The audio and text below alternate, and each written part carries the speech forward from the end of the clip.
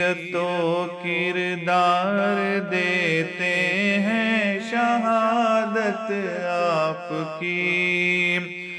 زندگی۔ حضرت عمار بن یاسر رضی اللہ تعالیٰ تاریخ اسلام کے بہت مشہور صحابی، ایسے صحابی کے تاریخ اسلام کے بڑے بڑے پہلو ان سے جڑے ہوئے ہیں، تاریخ اسلام کے بڑے بڑے میدان جنگ ان کی سیرت سے جڑے ہوئے ہیں، اور ایسے صحابی کے جنہوں نے اسلام کے لیے رسول اکرم صلی اللہ علیہ وسلم کے لیے سب سے پہلے مسجد قائم کی ہو، اور آج مسجد قباء کے نام سے جانی جاتی ہے مدینہ منورہ میں، ایسے صحابی رسول۔ تو حضرت محترم تلیم کا کیا، ماں شہید ہوئی تو بیٹے کو پکڑا گیا، بیٹے کو پکڑا گیا، اور بیٹی کی سزا آپ کو معلوم ہے کیا تھی؟ ہائے، اس وقت عمار کی عمر میں آپ کو بتاؤں نہ بچپنا تھا نہ جوانی تھی، درمیانی عمر کے تھے آپ۔ جس وقت آپ کو سزا مل رہی تھی نہ بچپنا نہ جوانی، درمیانی عمر، درمیانی عمر۔ اور تاریخ میں ایک اور تاریخ میں یہ بھی آتا ہے کہ جوان ہو چکے تھے، جوان ہو چکے تھے، ایک تاریخ میں یہ بھی آتا ہے۔ خیر ہم کو ہوا کیا اس سے بدلت ہے، تب دیکھیے کہ آپ کو پتا ہے بھوکا آپ کو بھی رکھا گیا، پیاسا آپ کو بھی رکھا گیا، مگر ان لوگوں نے دیکھا کہ بیٹا ماں سے بھی زیادہ ہمت والا ہے، بیٹا ماں سے بھی زیادہ ہمت والا ہے، تو کیا کرنا چاہیے؟ تو کہا کہ ماں کو تو گرم گرم پتھروں میں سلائے ہیں، مگر بیٹے کو گرم پتھر پس نہیں ہوں گے، لہذا آگ کے بچھوڑے پہ بیٹے کو سلاؤ، آگ کے بچھوڑے پہ بیٹے کو سلاؤ۔ تو تاریخ اٹھا کر دیکھو اتنا دردناک واقعہ کہ کوئلوں کو بچھایا گیا، کوئلوں کو بچھایا گیا، اور کوئلوں میں آگ لگائی گئی، اور کوئلوں کو تیز کیا گیا، لال کیا گیا، اور جب کوئلے مکمل شباب پہ ہو جاتے، لال ہو جاتے، تو حضرت عمار کے سلاخوں سے، زنجیروں سے ہاتھ اور پیر کو باندھ کر سینے کے بل آپ کو لٹا دیتے، اور لٹا کر کہتے کہ عمار چھوڑ نبی کو، چھوڑ نبی کو، کیا ابھی بھی محمد عربی کو مانے گا، کیا ابھی بھی آخری نبی کو مانے گا؟ تو حضرت عمار آگ کے کوئلوں پہ مسکراتے ہوئے کہتے کہ نادانو،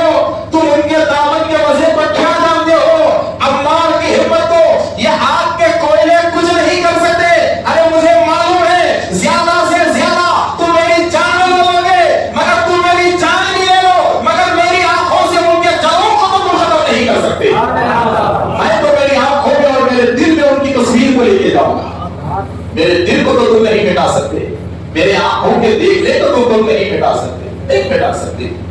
اب یہاں پہ ایک چیز میں آپ کو بتاؤں گا، اگر آپ کی محبت رسول اللہ صلی اللہ علیہ وسلم سے مضبوط ہونا تو آپ کی مصیبت میں رسول اللہ کی مدد ضرور آتی ہے، رسول اللہ کی مدد ضرور آتی ہے، مگر شرط یہ ہے کہ تعلق بڑا گہرا رہنا چاہیے، جیسے حضرت عمار کا تھا، بار بار آپ کو لٹانا، بار بار آپ کو لٹانا، آگ میں جلانا، اور ایک دن آپ کی برداشت سے باہر ہو گیا، برداشت سے باہر ہو گیا، اس لیے کہ جسم میں بچائی کیا تھا جلانے کے لیے،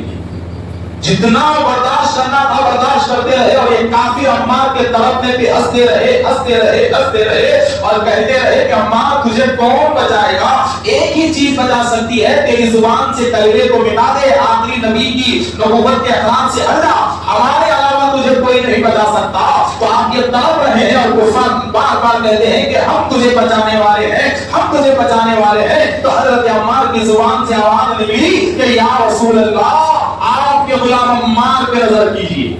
یا رسول اللہ دیکھیے اس کو کتنا کہہ رہا ہے حضرت عمار کا، کیا بات آئی کہ یا رسول اللہ آپ کے غلام کے تڑپنے کو بنا دیکھیے، آپ کے غلام کے جلنے کو بنا دیکھیے، کہ آپ کا غلام ستایا جا رہا ہے، آپ کے غلام کو آگ میں جلایا جا رہا ہے، یا رسول اللہ عمار کی چمڑی پگھل کر نکل رہی ہے، میری چمڑی سے کوئی بھی اڑ رہے ہیں، اے اللہ کے رسول میرے حال پہ کرم کیجیے، میرے حال پہ کرم کیجیے۔ جب رسول اکرم صلی اللہ علیہ وسلم نے حضرت عمار کی یہ فریاد کو سنا، حضرت عمار کی یہ دردناک آواز کو سنا، تو میرے نبی بڑے بے چین ہو گئے، بے قرار ہو گئے، اور رسول اللہ کی زبان ہلی، اور آپ کی زبان سے نکلا یا نار کونی بردا و سلاما علی عمار، آپ کی زبان سے نکلا کہ اے آگ تو ٹھنڈی ہو جا،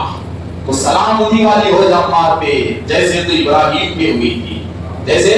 ابراہیم پہ بھی تھی. حضرت ابراہیم کو آگ میں ڈالا گیا تو اللہ نے کہا یا نارو کونی بردا و سلام علی ابراہیم. تو اللہ نے جب کہا تو ابراہیم کی آگ ٹھنڈی ہو گئی. اور ادھر عمار آگ میں جل رہے ہیں تو میرے نبی کہتے ہیں یا نارو کونی بردا و سلام علی عمار. کیا ہے آگ تو عمار پہ ٹھنڈی اور سلامتی والی ہو جا. تو گویا کہ حضرت عمار زندہ سلامت ہیں, آگ ان پہ اثر نہیں کر رہی ہے. مدینے میں ہجرت کر کے آئے اور ایک لمبی زندگی حضرت عمار نے پایا. اور جب جب حضرت عمار کو مجاہدین دیکھتے تو ہمت باندھتے اور حضرت عمار کو دیکھ کر تاریخ پکارتی ہے کہ اے لوگوں یاد رکھو میدان کیا ہے وہ مت دیکھو, غلام کس کے ہے وہ دیکھو. حضرت عمار کی زندگی درد دے رہی ہے کہ میدان کیا ہے وہ مت دیکھو, غلام کس کے ہیں وہ دیکھو. اس لیے کہ تم غلام اس کے ہو جس پہ فدا رب ہے,